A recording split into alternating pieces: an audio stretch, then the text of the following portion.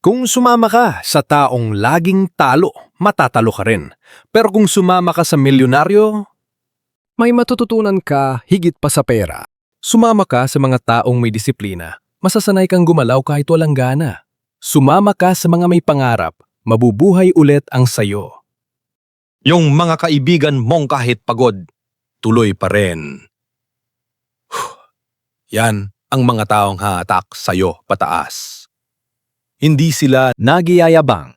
nagtuturo sila. Hindi sila nagpapatalo. Nag-aaral sila.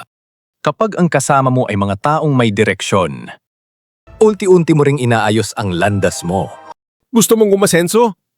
Sumama ka sa mas magaling sa'yo, makinig ka, matuto ka, kumapit ka. Tandaan, hindi lang kahirapan ang nakakahawa, pati tagumpay, pwede kang mahawa. Dahil kung kasama mo ang mga umaakyat, hindi mo na kailangan tanungin kung angat ka rin. Natural na yun. Ang tanong, kanino ka madalas sumasama? Kung gusto mo pa ng ganitong klase ng video, i-like at i-share mo na tong post na to. At syempre, don't forget to follow Lifehack PH para lagi kang updated sa mga tips na pwedeng makatulong sa'yo.